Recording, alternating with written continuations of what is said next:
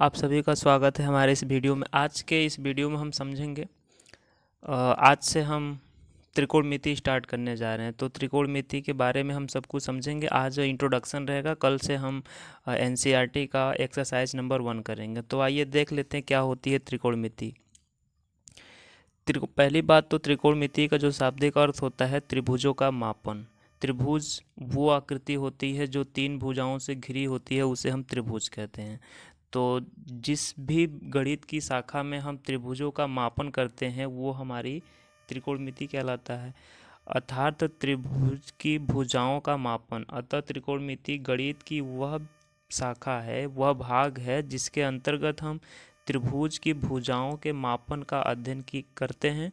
तथा आपको सबसे महत्वपूर्ण बात जाननी होगी कि त्रिकोणमिति में सबसे अधिक महत्वपूर्ण बात है कि इसमें हम जो भी त्रिभुज के बारे में अध्ययन करेंगे वो हमारा समकोण त्रिभुज होगा। आपको बता दें कि समकोण त्रिभुज वो त्रिभुज होती है जिसका एक एंगल 90 डिग्री के बराबर होता है, वो अपना समकोण त्रिभुज कहलाता है। तो ठीक है, आइए एक एक करके समझते हैं।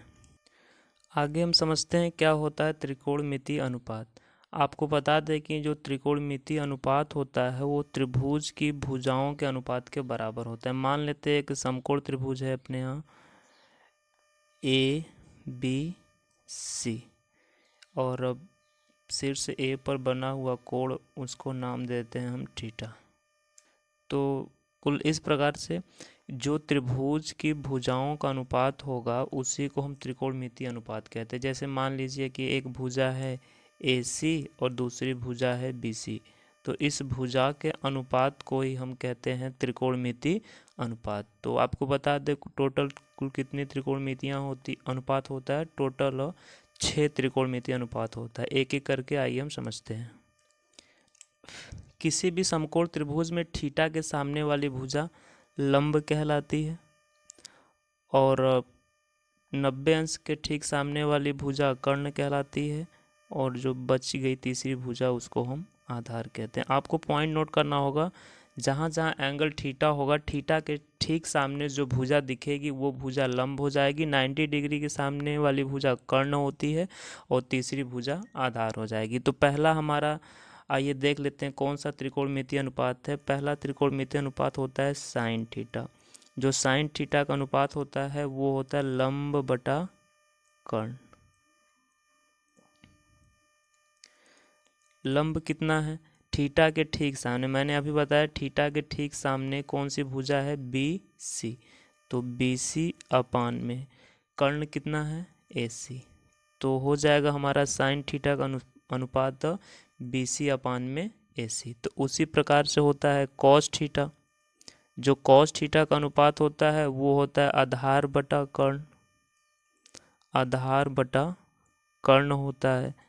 आधार कितना है? आधार हो जाएगा AB अपान में AC। ये हो गया कॉस थीटा का अनुपात।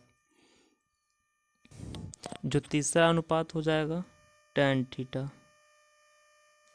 टैन थीटा बराबर होता है लंब बटा आधार। लंब क्या हो जाएगा? BC अपान में AB। चौथी होती है कॉट थीटा।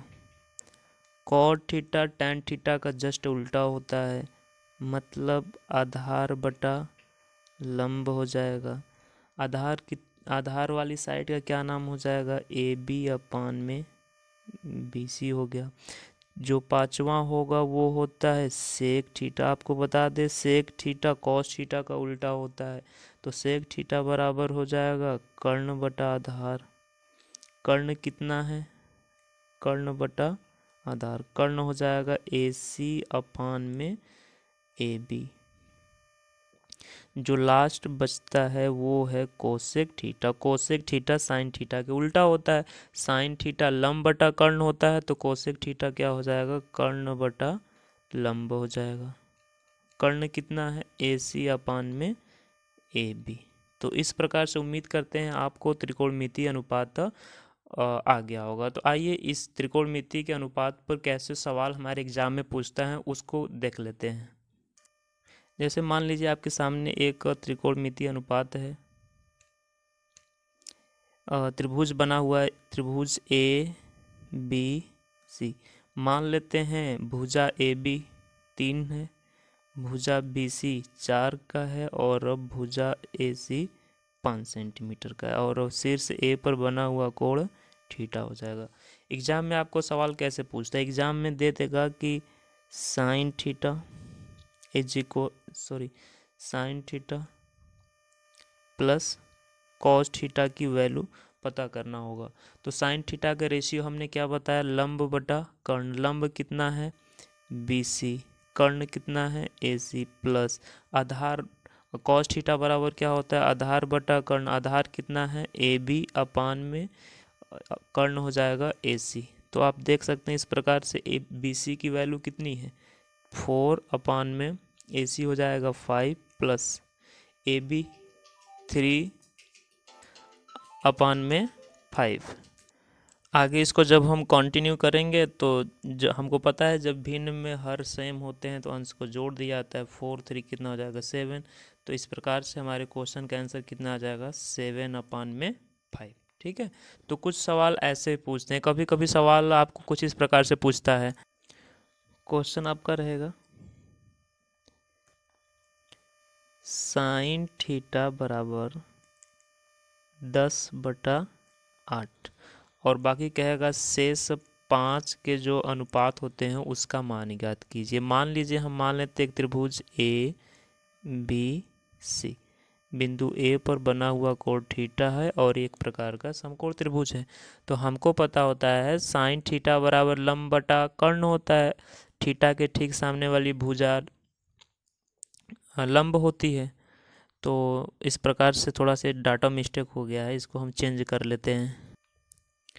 तो इस प्रकार से हो गया। कॉस थीटा आ जाएगा ए बी अपान में ए सी बराबर 6/10। टैन थीटा होता है लंब बटा आधार, लंब बी सी आधार हो जाएगा ए बी सी बटा ए बी की वैल्यू 8/6। कॉट थीटा होता है आधार बटा लंब, आधार है ए बी, लंब है बी सी, 6/8 हो जाएगा।